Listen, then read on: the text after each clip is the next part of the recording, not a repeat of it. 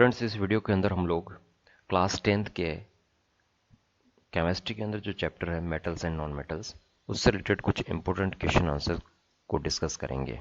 जैसे कि आपको सीबीएसई के न्यू पैटर्न के ऊपर बेस्ड जो क्वेश्चन पेपर पैटर्न है उसका आइडिया लगेगा और उस बेसिस पर आप जो है वो उसकी तैयारी कर पाएंगे।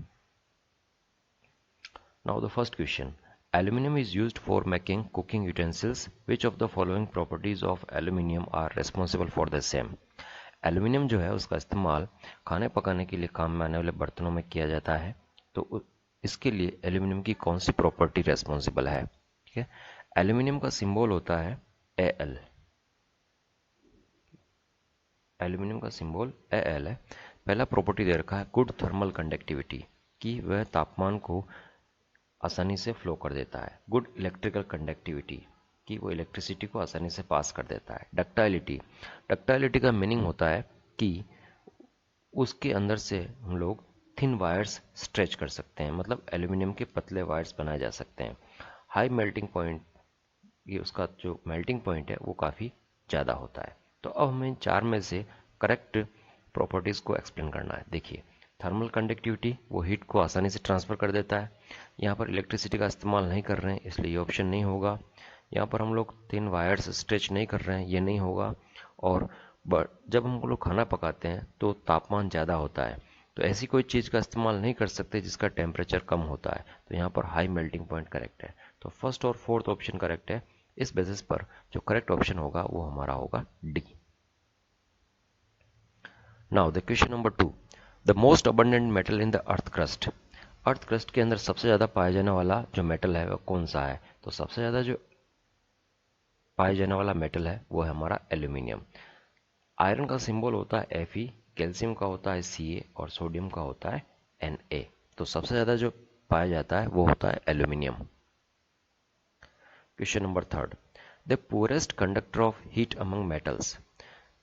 ये जो चार मेटल्स दिए गए हैं, कौन कौन से मेटल दिए गए हैं? लेड जिसका सिंबल है Pb, मरकरी जिसका सिंबल है Hg, कैल्शियम जिसका सिंबल है Ca और सोडियम जिसका सिंबल है Na।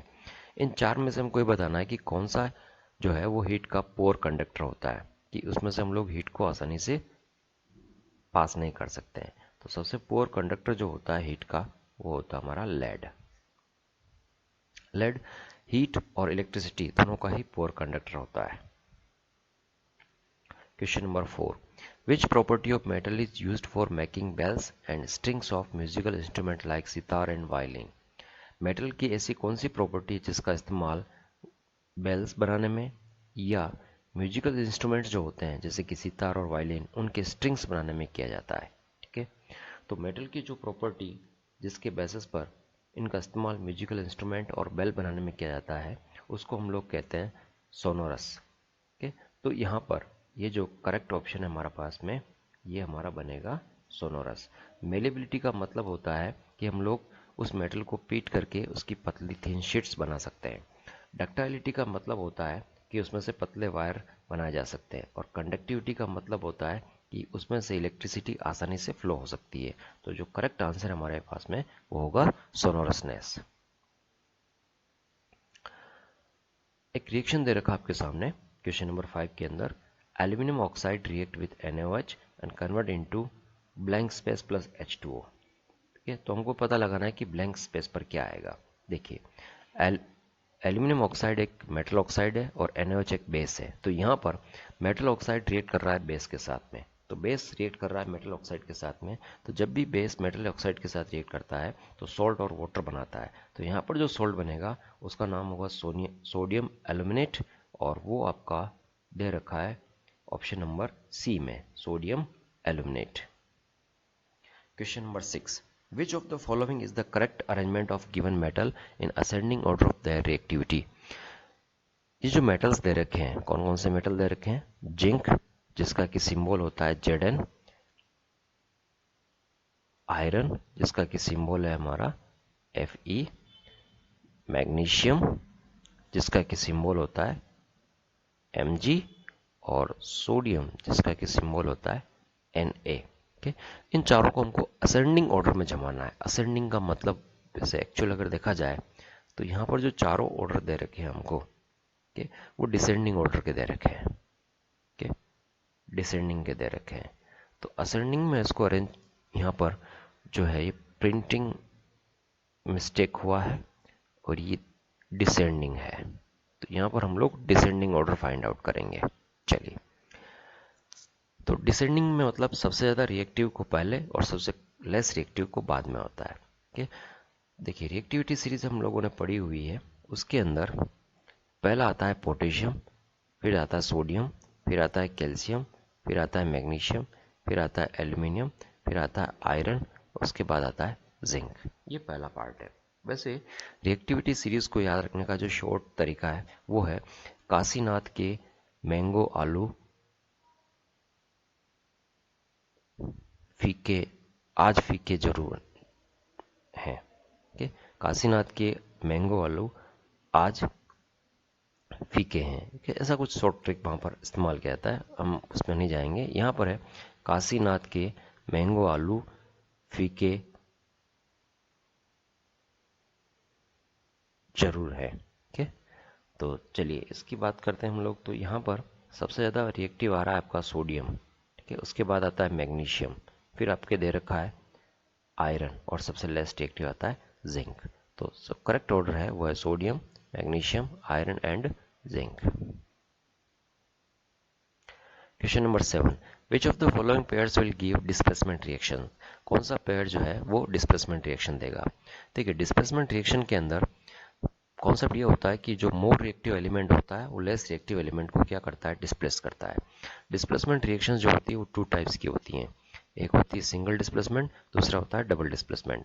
तो यहाँ पर अगर आप देख रहे हैं तो पहला ऑप्शन जो यहाँ पर हमने सेलेक्ट किया है वो है FeSO4 और कॉपर। तो कॉपर जो है कि जिसका कि सिंबल Cu है वो लेस रिएक्टिव है, किससे, Fe से, तो वो Fe को डिस्प्लेस नहीं कर सकता। दूसरी तरफ चलते हैं, सिल्वर नाइट्रेट रिएक्ट कर रहा है कॉपर के साथ में, सिल्वर जो होता है कॉपर से लेस रिएक्टिव होता है, कॉपर डिस्प्लेस कर सकता है सिल्वर को। तीसरा ऑप्शन है copper sulphate solution and silver metal, silver less reactive है, कॉपर को डिस्प्लेस नहीं कर सकता। Fourth option NaCl copper, copper less reactive है सोडियम से, कॉपर सोडियम को डिस्प्लेस नहीं कर सकता। तो यहाँ पर जो करेक्ट ऑप्शन बनेगा वो बनेगा B. Question number 8, non metals form covalent chlorides because. Okay, देखिए नॉन मेटल्स जो होते हैं वो मेटल से अपोजिट प्रॉपर्टीज रखते हैं। ओके, कोवेलेंट का मतलब होता है कि वो शेयर करके बॉन्ड बनाते हैं और क्लोराइड बनाते हैं। तो कोवेलेंट क्लोराइड क्यों बनाते हैं, इसका हमको आंसर यहाँ पर देखना है। पहला ऑप्शन दे रखा है they can give electron to chlorine, non metals कभी भी इलेक्ट्रॉन जो है डोनेट नहीं करते हैं, तो पहला ऑप्शन आपका हो गया wrong. They can share electron with chlorine, covalent bond जब भी बनता है इलेक्ट्रॉन की शेयरिंग से बनता है, that means it's correct. They can give electrons to chlorine atoms to form chloride ions, non metals electron donate करते हैं, अभी हम कह चुके हैं कि ये गलत है। They can not share electrons, नहीं वो इलेक्ट्रॉन शेयर कर सकते हैं। तो तीन ऑप्शन हमारे पास गलत हो चुके हैं। करेक्ट ऑप्शन हमारे पास में क्या है, they can share electron with chlorines. Question number 9, which of the following oxide of iron would be obtain on prolong reaction of iron with steam? देखिए जब आयरन स्टीम के साथ रिएक्ट करता है कि वो रिएक्शन कुछ इस तरीके से होती है, FeH2 कन्वर्ट होता है Fe3O4 प्लस H2 में, तो कौन सा ऑक्साइड बनेगा, तो Fe3O4 बनेगा। Question number 10, which of the following are not ionic compounds? देखिए आयोनिक कंपाउंड्स जो हैं वो कब बनते हैं, जब एक मेटल रिएक्ट करता है किससे, नॉन मेटल से, और इलेक्ट्रॉन का एक्सचेंज होता है। मेटल कंप्लीटली इलेक्ट्रॉन डोनेट करता है, non metal completely electron gain करता है। तो यहाँ पूछा गया कौन सा आयोनिक कंपाउंड नहीं होगा। देखिए पहला ऑप्शन जो आपको यहाँ पर दे रखा है वो है KCl, KCl के अंदर मेटल पोटेशियम है और नॉन मेटल क्लोरीन है, ये तो आयनिक होगा। दूसरा वाला ऑप्शन है हाइड्रोजन और क्लोरीन HCl, HCl में दोनों ही नॉन मेटल है, ठीक है, ये आयनिक नहीं होगा। कार्बन टेट्राक्लोराइड, दोनों ही नॉन मेटल हैं, कार्बन और क्लोरीन, ये भी आयोनिक नहीं होगा। NaCl, इसके अंदर सोडियम मेटल है और क्लोरीन नॉन मेटल है, ये आयोनिक होगा। तो यहाँ पर दो जो ऑप्शन आ रहे हैं हमारे पास कौन कौन से, हाइड्रोजन क्लोराइड और कार्बन टेट्राक्लोराइड, ये दोनों आयोनिक नहीं होंगे क्योंकि इन दोनों के अंदर नॉन मेटल्स ही हैं, मेटल नहीं है। तो करेक्ट ऑप्शन आएगा सेकेंड और third, second and third. Question number 11, the electronic configuration of three elements X Y Z are as follows. Electronic configuration दे रखा है एक्स वाई जेड का। पहली बात हम करते हैं इलेक्ट्रॉनिक कॉन्फ़िगरेशन क्या होता है।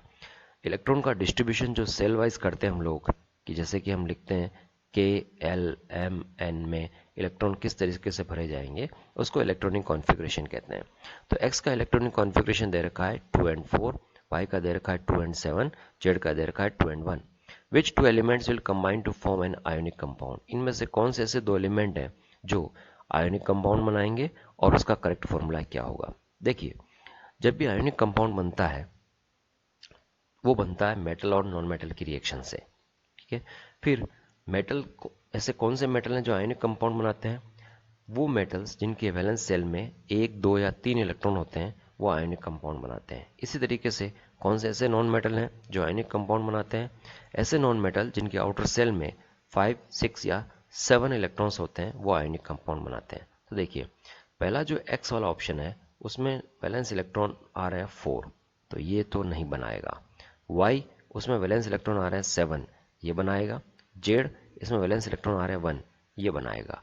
तो जेड और वाई ये बनाएंगे। चलिए, तो ये तो पता चल गया कि जेड जो है वो मेटल है और वाई जो है आपका नॉन मेटल है। अब उसका फॉर्मूला क्या होगा, तो देखिए, जेड की वैलेंसी भी यहाँ पर 1 आ रही है क्योंकि वैलेंस इलेक्ट्रॉन 1 है। वाई की वैलेंसी भी यहाँ पर वाई है, 1 है सॉरी, क्योंकि इसमें वैलेंस इलेक्ट्रॉन 7 है, इसको ऑक्टेट कंप्लीट करने के लिए 1 इलेक्ट्रॉन और चाहिए। तो दोनों की वैलेंसी 1, 1 है, क्रॉस मल्टीप्लाई किया, फॉर्मूला बना जेड वाई या वाई जेड। तो जो करेक्ट ऑप्शन है हमारे पास में इसका वो बनेगा Y Z. Question number 12, which of the following non metal is lustrous. कौन सा नॉन मेटल जो है वो लस्ट्रस होता है। देखिए, लस्ट्रस का मीनिंग होता है कि सरफेस जो है चमकती है। जनरली मेटल्स जो होते हैं उनकी सरफेस चमकीली होती है, उसको लस्ट्रस कहते हैं। ओनली एक ऐसा नॉन मेटल है जो लस्ट्रस सरफेस रखता है, वो है आपका आयोडीन, जिसका सिंबल होता है आई। ठीक है, नाइट्रोजन का सिंबल एन होता है, ऑक्सीजन का सिंबल ओ है और सल्फर का सिंबल एस है। तो करेक्ट ऑप्शन यहाँ पर है iodine. Question number 13, two chemical species X and Y combine to form a product P which contains both X and Y. X plus Y convert into P. तो X और Y के बीच में कौन सा करेक्ट यहाँ पर है उसको हमको यहाँ पर सेलेक्ट करना है। तो यहाँ पर देखिए, P जो है कंपाउंड होगा, X और Y कंपाउंड नहीं हो सकते क्योंकि एलिमेंट है, X और Y एलिमेंट होंगे और P का एक फिक्स कंपोजिशन होगा। तो करेक्ट ऑप्शन आता है first, third and fourth, that is option number D. Question number 14, example on amphoteric oxides, कि कौन सा एम्फोटेरिक ऑक्साइड का एग्जाम्पल है। देखिए, एम्फोटेरिक ऑक्साइड वो ऑक्साइड्स होते हैं जो जरूरत पड़ने पर एसिड और बेस दोनों की तरह बिहेव कर सकते हैं। और जनरल एग्जाम्पल हमारे पास में जो है वो है जिंक ऑक्साइड, एल्यूमिनियम ऑक्साइड और आयरन ऑक्साइड। ओके, ये 3 एग्जाम्पल हमारे सामने ऐसे हैं जो एम्फोटेरिक ऑक्साइड के होते हैं जनरली। तो इस लिस्ट में अगर आप देखते हैं तो इसमें से मैच कर रहा है aluminium oxide. Which one among the following is an acidic oxide. कौन सा एसिडिक ऑक्साइड होता है। ठीक है, वैसे तो जनरली क्या होते हैं, नॉन मेटल के जितने भी ऑक्साइड्स होते हैं वो एसिडिक होते हैं। तो देखिए, पहला जो ऑक्साइड है वो मेटल ऑक्साइड है। मेटल ऑक्साइड बेसिक नेचर के होते हैं, ये नहीं होगा। कार्बन मोनोऑक्साइड ये हो सकता है, कार्बन डाइऑक्साइड ये हो सकता है, एल्यूमिनियम ऑक्साइड बेसिक ऑक्साइड होगा। अब इन दोनों में से सेलेक्ट करना है। तो याद रखिएगा, कार्बन मोनोऑक्साइड जो होता है वो न्यूट्रल नेचर का होता है, जबकि कार्बन डाइऑक्साइड जो होता है वो एसिडिक नेचर का होता है। तो यहाँ पर जो करेक्ट ऑप्शन है हमारा सी होगा। Question number 16, an element X is soft. X जो एलिमेंट है वो सॉफ्ट है and can be cut with a knife. चाकू से हम इसको काट सकते हैं। This is very reactive to air. Air के साथ काफी रिएक्टिव है। Can not be kept open in air. इसको ओपन एयर में नहीं रखा जा सकता। It react vigorously with water. ये वाटर के साथ तेजी से रिएक्ट करता है। Identify the element from the following. देखिए, मैग्नीशियम इसमें नहीं है, इसका करेक्ट ऑप्शन हमारे पास में sodium. Question number 17, reaction between X and Y forms compound Z. X और वाई के बीच में रिएक्शन होती है, कंपाउंड जेड बनता है। X losses electron, x electron loss करता है, वाई गेन्स इलेक्ट्रॉन, वाई जो है इलेक्ट्रॉन गेन करता है। विच of the following properties is not shown by Z, तो कौन सी प्रॉपर्टी जेड नहीं शो करेगा। देखिए जेड बन रहा है एक्स और वाई से, और एक्स इलेक्ट्रॉन लॉस करता है और वाई गेन करता है।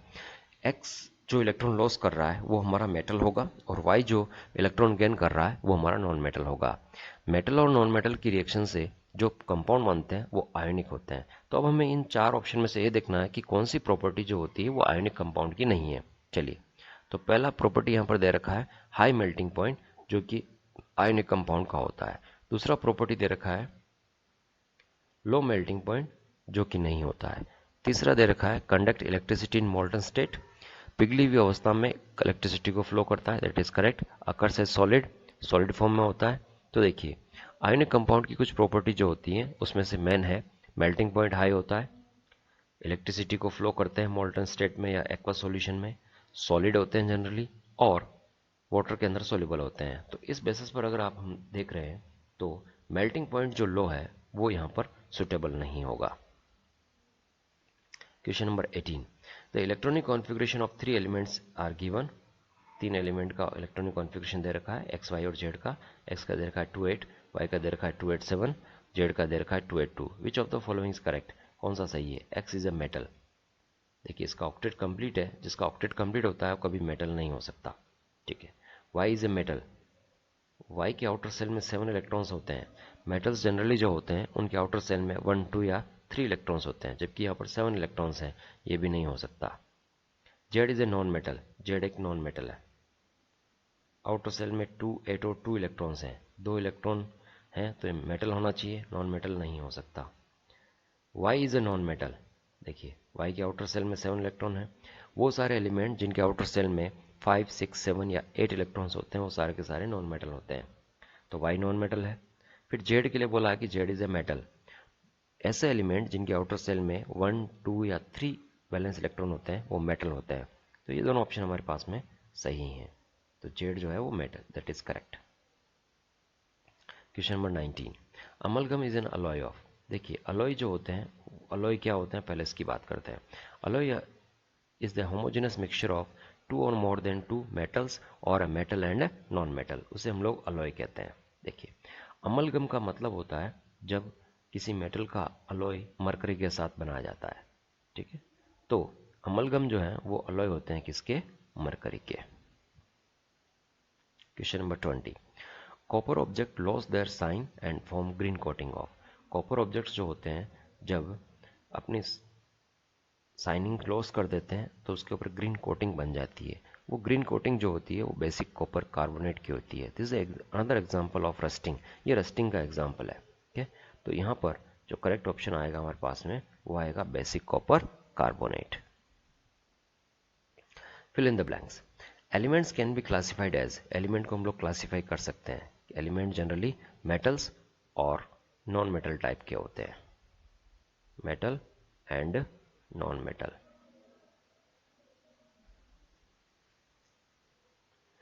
To examples of metal which are poor conductor of heat, ऐसे दो कौन से मेटल्स हैं जो पुअर कंडक्टर होते हैं हीट के।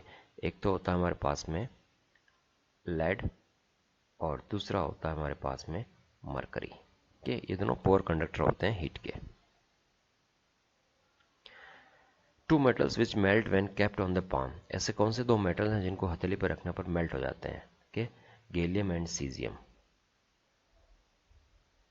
Gallium and caesium. And non metal which is a good conductor of electricity, एक ऐसा नॉन मेटल जो इलेक्ट्रिसिटी का गुड कंडक्टर होता है, that is only one, carbon in the form of graphite. Fill in the blanks, metals are form positive ions by, metals positive ions बनाते हैं, positive ions को कहते हैं हम लोग कैटायंस, और वो बनाते हैं बाय इलेक्ट्रॉन लॉस, इलेक्ट्रॉन का लॉस करके बनाते हैं। And non metal which is lustrous, अभी हमने पढ़ा था और इसका आंसर हमारे पास में आया था iodine. A metal which Burns in air with a dazzling white flame, एक ऐसा मेटल जो एयर के साथ बर्न करता है और वाइट फ्लेम देता है, that is magnesium. Question number 8, metals above hydrogen in the activity series can displace hydrogen from dilute solution. ऐसे मेटल जो रिएक्टिविटी सीरीज में हाइड्रोजन से ऊपर होते हैं वो हाइड्रोजन को डिस्प्लेस कर सकते हैं, किसमें से? डाइल्यूट एसिड में से। Metals which are so soft that can be cut with knife. ऐसे मेटल्स जो इतने सॉफ्ट होते हैं उसको चाकू से काट सकते हैं, वो हमारे पास आता है सोडियम और potassium. Metal oxides dissolve in water to form alkalis. ऐसे कौन से मेटल ऑक्साइड हैं जो वाटर में डिजोल्व होकर के एल्कलीज बनाते हैं? देखिए एल्कलीज किसे कहते हैं? वो बेसिस जो वाटर के अंदर सोल्यूबल होते हैं उसको एल्कलीज कहते हैं। तो यहाँ पर बेस जनरली एग्जांपल आता है हमारे पास sodium oxide and potassium oxide.